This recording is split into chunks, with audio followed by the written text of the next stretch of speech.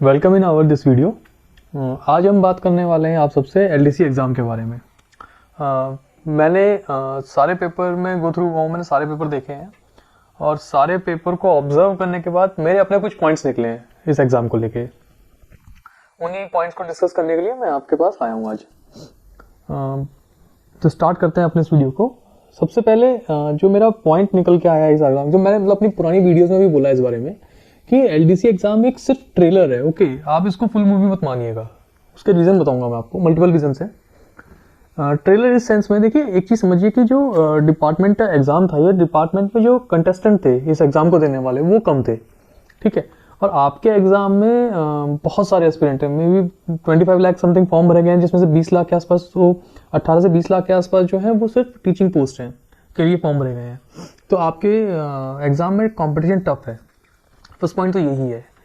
उसके बाद जो सेकंड पॉइंट जो मैं कमेंट्स के अकॉर्डिंग बोलता हूँ पहले फर्स्ट आपको, सेकंड पॉइंट ये था कि बहुत सारे एस्पिरेंट्स के जो अपने मुझे स्कोर बता रहे थे या जो बता रहे थे कि हमारे इतने आराम से हो जा रहे हैं सब्जेक्ट में या पेपर बहुत ईजी है, वो मैं मान सकता हूँ। आप उस आस्पेक्ट में देखिए जिस आस्पेक्ट में मैंने आपको फर्स्ट पॉइंट बताया कि उधर कंटेस्टेंट कम थे और आपके बारे में बहुत ज़्यादा है। अब बात करते हैं अगर पॉइंट वाइज इसके अंदर, तो देखिए सब्जेक्ट इसके अंदर 100 नंबर्स का था और बाकी जो पेपर था वो 80 नंबर का था। ओके, सब्जेक्ट अगर मैं ये मान लूँ कि सब्जेक्ट इजी है और कॉमन मान लिया जाए एक टाइम के लिए सब्जेक्ट को, तो आप ये देखिए फिर मेरिट कौन डिसाइड कर रहा है। मेरिट डिसाइड कर रहा है आपके वो बाकी 80 नंबर। तो ये मान के चलिएगा कहीं ना कहीं वो टपर साइड आने वाले हैं फिर आपके 80 नंबर जो है।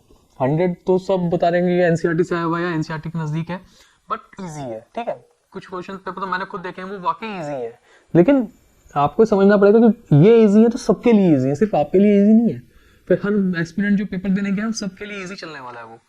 हाँ, जो चीज़ हो सकता है थोड़ा हार्ड हो जाए, वो बाकी जो 80 नंबर है ना वो आपके हार्ड हो सकते हैं और वो थोड़ा सा मेरिट डिसाइड करने में जाएंगे।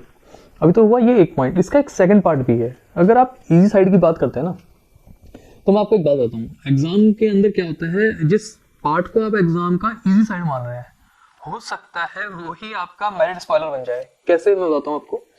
अगर इजी है तो ओके, बट होता क्या है कि जब हम एग्ज़ाम दे रहे होते हैं ना, एक वो टेंशन का एनवायरनमेंट होता है एग्ज़ाम का, या वो जो आप पूरे उस हॉल में बैठे होते हो, सब किसी को फास्ट करते देखते हो, किसी को स्लो करते देखते हैं, तो एक अंदर जो घबराहट आती है जिसको आप कहते हैं कि मतलब एक टेंशन क्रिएट होती है।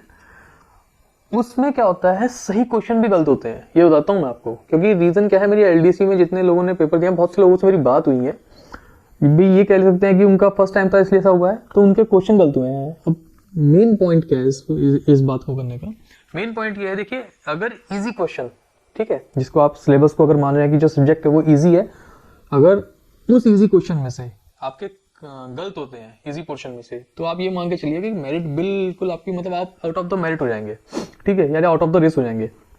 तो सबसे इंपॉर्टेंट पार्ट ये है कि जो सिंपल क्वेश्चन भी है ना, उनको भी बहुत सीरियस लेना है, क्योंकि हम कई बार सिंपल क्वेश्चन समझ के उनको इजी वे में लेके गलत कर देते हैं। तो सब्जेक्ट पार्ट के अंदर गलती करने का कोई चांस नहीं है आपका, क्योंकि अगर आप सब्जेक्ट पार्ट के अंदर गलती कर रहे हैं तो आप आउट ऑफ द रेस जा रहे हैं, ठीक है। बाकी बचा 80 पेपर, वो हार्ड रहेगा और वो मेरिट डिसाइड बन सकता है आपका। तो इसलिए दोनों चीज़ों पे आपको पैरेलली फोकस करना पड़ेगा। और ये देखिए, जैसे मैंने बहुत सारे पेपर देखे, हुआ क्या है जो सब्जेक्ट के अंदर भी, सब्जेक्ट के अंदर घुमाना बहुत आसान है, ठीक है। अगर वो अपना थोड़ा हार्ड साइड जा रहे हैं तो थोड़ा सा वो और ज्यादा ऑब्जेक्टिव हो जाएंगे पेपर के अंदर, तो सब्जेक्ट भी आपका हार्ड होता चला जाएगा, ठीक है। तो ये बात तो हमने करी सब्जेक्ट के बारे में कि सब्जेक्ट में आखिर क्या पॉइंट्स निकल रहे हैं। अब हम बात करते हैं आपके सेकंड पॉइंट की, जो सबसे इंपॉर्टेंट पॉइंट है इस पूरे डिस्कशन का, वो है सीबीएस एग्जाम का पॉइंट। देखिए कंप्यूटर बेस्ड जो आपका एग्जाम हो रहा है ना, अभी उसका मैं आपको जो पहले एक पॉइंट मैंने सिर्फ टच किया था, बताता हूँ अब उसके बारे में। मेरी कई टीचर से बात हुई है जिन्होंने सीबीएस का एग्जाम देके आए हैं, कंप्यूटर बेस्ड का, अभी सीबीटी वाला, जिसको सीबीटी बोलते हैं। हुआ ये है कि उनको बहुत सारे क्वेश्चन आते थे, ओके। वही टेंशन का टाइम है कि 3 आवर्स में कंप्लीट करना है पेपर, बहुत टेंशन थी, तो उन्होंने क्या किया है, सही ऑप्शन भी गलत हो गए उनके जल्दबाजी में, ठीक है। तो इतना प्रेशर रहता है उस टाइम पे हॉल के अंदर जब आप बैठे होंगे कि आपको उसको हैंडल करना होगा प्रेशर को, ठीक है। और दूसरी चीज, जब तक आप ये नहीं जान देंगे ना कि उस कंप्यूटर बेस्ड एग्जाम के किस तरीके से हमें उसके अंदर मूव करना है, तब तक आप गलती करने के चांस आपके ज्यादा रहेंगे।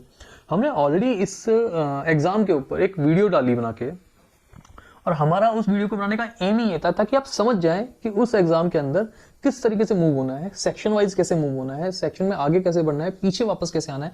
एक टाइम के लिए हो सकता है आप किसी क्वेश्चन को टच नहीं करना चाह रहे हैं ना, तो आप उस क्वेश्चन से आगे कैसे बढ़ें, या उस क्वेश्चन को स्किप कैसे करें, या वापस उस क्वेश्चन को कब अटेम्प्ट करें या कैसे अटेम्प्ट करें। हमने हर पॉइंट को टच करने की कोशिश की है उस वीडियो के अंदर, और हमने पूरा जो आपका कंप्यूटर बेस्ड टेस्ट है उसकी एक एक पॉइंट डिटेल्स के साथ आपको उस वीडियो में बताइए। हम उस वीडियो का जो लिंक है वो, या डिस्क्रिप्शन मतलब डिस्क्रिप्शन बॉक्स में उसका लिंक हम दे देंगे आपको, तो आप आराम से देख सकते हैं उसको और जान सकते हैं आखिर क्या इशू है। अगर आपकी तरफ से कोई लगता है कि नहीं मेरे को अभी कुछ समझ नहीं आया, कोई पॉइंट है, तो आप आराम से कमेंट में दीजिए, हम हर कमेंट का जवाब देते हैं। उसके बाद नेक्स्ट बात करते हैं, हाँ ये कंप्लीट हो गया हमारा 10 to 15 पॉइंट्स, बाकी गलत हो रहे हैं मैंने देखा है। अच्छा, उसके बाद जो सबसे बड़ा मैंने एक इस एग्जाम के अंदर जो ये वाला हुआ है आपका, इसमें एक इशू जो था वो मैंने जो खुद महसूस किया वो ये है कि जब आप एग्जाम दे रहे हैं ना, आपको अपने रीडिंग को बहुत फास्ट करना पड़ेगा, जितनी फास्ट आप रीडिंग कर पाएंगे। क्योंकि अगर अभी आप स्लो रीडिंग कर रहे हैं, ओके सॉरी, अगर अभी आप स्लो रीडिंग कर रहे हैं तो हो ये रहा है कि आपने अपने माइंड को आदत डाल दी है और आपका माइंड का कोऑर्डिनेशन जो आपके मतलब पढ़ने के साथ है वो स्लो ही चल रहा है। आप उतने मतलब उस माहौल में जाने के बाद जब टेंशन और ज़्यादा इंक्रीज हो जाएगी तब आप बहुत दिक्कत में आ जाएंगे। तो बेस्ट ये है अपना रीडिंग वाला जो पार्ट है उसको बढ़ाना स्टार्ट कीजिए, यानी रीडिंग को स्पीड में जाना स्टार्ट कीजिए। तो हम बात कर रहे थे हमारे रीडिंग कोऑर्डिनेशन के बारे में। मैं कंटिन्यू बहुत सारे पेपर देखे हैं, तो सबसे बड़ा इशू क्या था कि कुछ क्वेश्चन बहुत लेंदी लिखे हुए हैं, ठीक है। जब क्वेश्चन लेंदी लिखा हुआ है तो आपका टाइम तो लगने वाला है उसको पढ़ने में, क्योंकि जब तक आप उसको समझेंगे नहीं सॉल्व कर नहीं पाएंगे। तो वो जो स्पीड अप है अपने आप को करना वो बहुत इंपॉर्टेंट है इस एग्जाम के अंदर। जो स्लो है उनको बढ़ाना पड़ेगा अगर एग्जाम की डिमांड को पूरा करना है।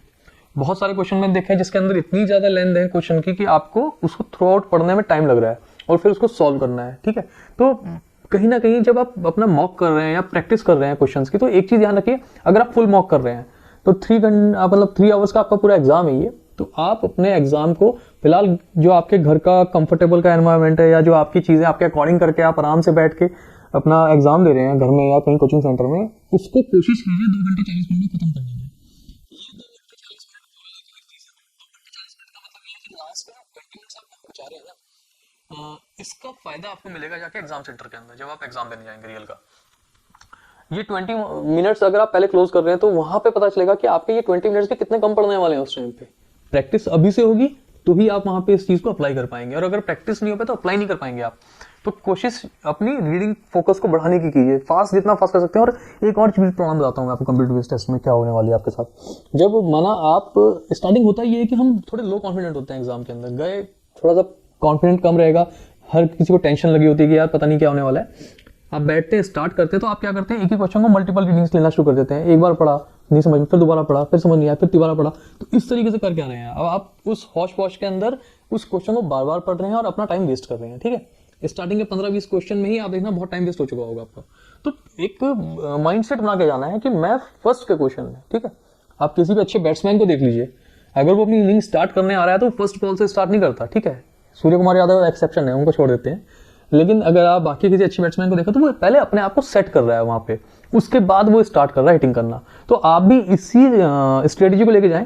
फर्स्ट भागने की कोशिश मत कीजिएगा, स्टार्टिंग पेशेंस के साथ धीरे धीरे स्टार्ट कीजिएगा। धीरे इतना भी स्लो ना हो कि ज्यादा दिक्कत हो जाए। एक मुश्किल से स्टार्टिंग के 5-6 क्वेश्चन आराम से स्लो पेस के साथ थोड़ा हल्का स्लो पे स्टार्ट करें। जब पेशेंस बन जाए एक बार आपको आराम से कंफर्टेबल हो जाए, फिर अपनी स्पीड बढ़ा दीजिए। तो ये इंपॉर्टेंट एस्पेक्ट है इस एग्जाम के, ठीक है। मैं अभी ये कहूंगा, देखो उस टाइम का प्रेशर अलग होगा और अभी का प्रेशर आप जो घर में कर रहे हैं उसका अलग होगा। बहुत सारे बच्चे दे रहे हैं सर मेरे 110 नंबर बन रहे हैं 120 में से, मेरे 108 नंबर बन रहे हैं। जो टीचर यहाँ से एग्जाम देने गए थे, मैं इवन 1-2 को जानता हूँ जिनको 100% क्वेश्चन आते थे, ठीक है, क्योंकि डेली वो इस सब्जेक्ट को पढ़ा रहे हैं और सीबीएसई से मतलब एनसीईआरटी से वैसे क्वेश्चन पेपर आए हुए हैं। तो उनके भी कटने के बाद मैंने किसी के 108 नंबर देखे हैं, किसी के 104 नंबर देखे हैं। कैसे कट गए कि वहां पढ़ने में कंफ्यूजन हो गया या वो ऑप्शन को टिक लगाने में कंफ्यूजन हो गया। तो इसलिए वो हरी भरी क्रिएट मत कीजिएगा। अपने आप को जितना पेशेंस में लेके जाएंगे उतना वहां आपको फायदा मिलने वाला है। हरी भरी आपके लिए ये होगा कि आप लास्ट में जब सारे ऑप्शंस को टिक लगाने के लिए भागेंगे ना, क्योंकि टाइम तो लिमिटेड है, आप ऑप्शंस में टिक लगाने की वजह से क्या करेंगे, जल्दबाजी में टिक लगाएंगे, और वो जब जल्दबाजी होगी तो उसमें टिक इधर उधर लग सकते हैं। तो इन चीजों का आपको ध्यान रखना पड़ेगा। और मैं अब भी एक ही बात सजेस्ट कर रहा हूँ, एक बार हमारी वो वीडियो देखिए आप सीबीएस टेस्ट वाली, उसका फायदा आपको मिलने वाला है इस एग्जाम के अंदर। एक और बताता हूँ मैं आपको, मैंने शायद से अपनी सेकंड या थर्ड वीडियो बनाई थी मैंने अपनी एग्जाम की, उसमें मैंने ये बताया था कि कैसे फ्री के नंबर अचीव करें। सॉरी, उस वीडियो को आप देखिए एक बार जाके, ठीक है। उस वीडियो को देखने का मेन एम क्या है मैं आपको बताता हूँ। जैसे ये आपका जो टेस्ट हुआ है इसमें कई मल्टीपल ऑप्शन क्वेश्चन मैंने सॉल्व किए हैं और मैंने उसी टेक्निक से सॉल्व किए, क्योंकि मेरी खुद की टेक्निक है वो, मैंने खुद ऐसे ही करता हूँ। और ये टेक्निक बहुत लोगों से सीखी है मैंने, ऐसे नहीं कि मैंने खुद डेवलप कर दी, कुछ अपना ऐड किया, कुछ उनसे सीखा है जो बहुत एक्सपीरियंसड है। बहुत सारे क्वेश्चन सिर्फ उस टेक्निक से सॉल्व हो जाते हैं, ठीक है। जैसे वो गद्दी वाला क्वेश्चन था एक, आई थिंक एसएसटी में किसी ने था, पीजीडी ज्योग्राफी में, वो क्वेश्चन मैंने उसी टेक्निक से सॉल्व किया था, ठीक है। होता ये कि अगर आपकी अपनी टेक्निक बन जाती है ना कुछ एक दो बार रिवाइज करके, तो वो आपको एग्जाम में बहुत काम आएंगे और उन क्वेश्चन को सॉल्व करने में काम आएंगी जो आपके आते नहीं है। तो इसलिए उस वीडियो को एक बार जरूर गो थ्रू हो जाइए, देख लीजिए एक बार और उसके अकॉर्डिंग प्रैक्टिस करने की कोशिश कीजिए मल्टीपल ऑप्शन क्वेश्चन को, आपको फायदा मिलने वाला है उसके। मैं इतनी गारंटी देता हूं कि 4 से 5 नंबर आपको एक्स्ट्रा मिलेंगे उस टेक्निक से, ठीक है। तो अभी वैसे हमने अपनी तरफ से सारी वीडियो जो जितने पेपर थे सब हम अपलोड कर चुके हैं। मे भी कोई क्वेश्चन, आई थिंक मुझे नहीं लगता कोई हमने पेपर छोड़ा होगा जो तक बचा होगा, हम सारे अपलोड कर चुके हैं। और बाकी भी आगे कुछ ऐसे इंपॉर्टेंट अपडेट्स या चीज़ें आती तो हम उसको एडअप करेंगे। मेरी तरफ से जो एफर्ट है वो करंट का है फिलहाल अभी, और बहुत जल्द मैं आपके सब्जेक्ट रिलेटेड या आपके जो 80 मार्क्स के क्वेश्चन है उनसे रिलेटेड क्वेश्चन भी डालने शुरू कर दूंगा, ताकि थोड़ी थोड़ी प्रैक्टिस कंटिन्यू मेरे तरफ से भी होती जाए आपकी। करंट का मैं डेली कर रहा हूँ, और करंट का मैं जो बना रहा हूँ कंटेंट वो सिर्फ और सिर्फ फोकस्ड बना रहा हूँ। मैं भीड़ इकट्ठी करके देना मेरा एम नहीं है, क्योंकि मुझे भी पता है एज ए एस्पिरेंट मैंने कई पेपर अटेंड किए हैं, तो मुझे पता है लास्ट टाइम पे वो भीड़ इकट्ठी करके पढ़ना पॉसिबल नहीं, किसी के पॉसिबल नहीं है, मैं खुद नहीं कर सकता याद।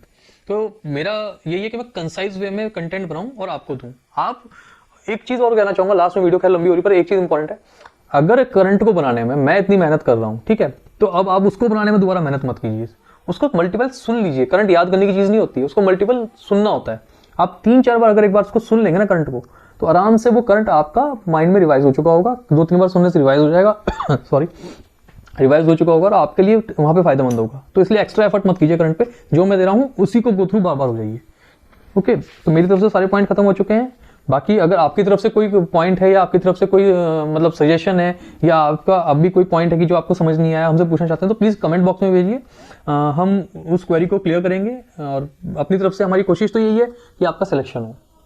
तो ओके, मिलते हैं नेक्स्ट वीडियो में, तब तक के लिए थैंक यू, बाय बाय। और प्लीज़ अपनी स्टडी पे फोकस कर दीजिए, ये टाइम ओनली रिवीजन का है, और जो मैं करंट दे रहा हूँ गो थ्रू हो जाइए और रिवीजन कीजिए, गो थ्रू और रिवीजन, इसके अलावा कोई स्ट्रेटजी नहीं है, ठीक है। तो प्लीज़ मिलते हैं नेक्स्ट वीडियो में, तब तक के लिए thank you and bye bye.